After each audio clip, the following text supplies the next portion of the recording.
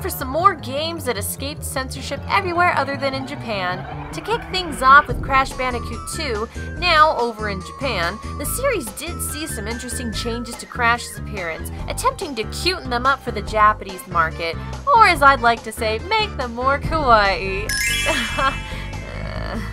But this is more along the lines of localization than censorship. However, a death animation in the second game actually had to be censored in Japan, and for a really strange reason.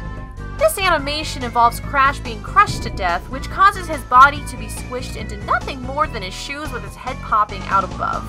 This was, according to the developers, too reminiscent of a series of murders occurring in Japan during the time.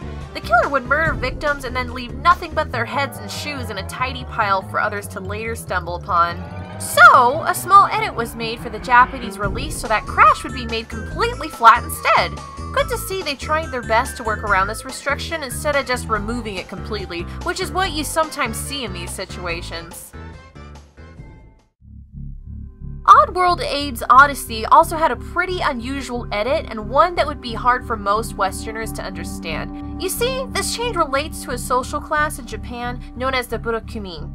Those from this group have faced much discrimination ever since ancient times due to them working in areas relating to death, such as butchers and undertakers, and thus are considered tainted. In Japan, missing a finger is not just seen as representing the Yakuza, but also an insult towards the burakumin, and so over in Japan, this change would then be made to all regions for the later games. It's pretty unusual stuff, so there's a link in the description if you wish to research this more. There was also one more edit in the Japanese version, and this one relates to violence. The intro cutscene shows the Murokin being turned into food called Murokin Pops. While this image is pretty graphic elsewhere, displaying a stick being speared through their heads with blood pouring out, in Japan, this was greatly softened with the food now resembling a popsicle. Yay! How adorable.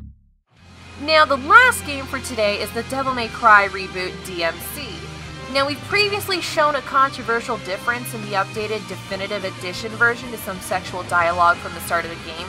This change completely removed the sexual element of Lilith's dialogue in all versions, not just in Japan. Interestingly, this was the only line that they modified, although Ninja Theory later commented saying they altered the opening cinematic to improve pacing and because they didn't like the line. So apparently, this was not censorship after all. Over in Japan, on the other hand, there's a much more clear case of censorship in all versions of the game. Part of the cutscene shown after this boss fight involves the characters having some very unsexy time. Ugh.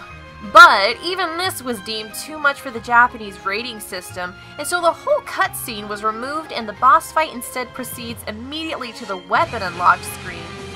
Remember what we said earlier about Crash Bandicoot 2 and how it was good to see the devs not remove the offending animation completely? Well, it's examples like this that really make it such a big deal. The fact they chose to not modify the scene instead, or even just remove the provocative part and leave in the story-related dialogue that follows, is extremely disappointing to see.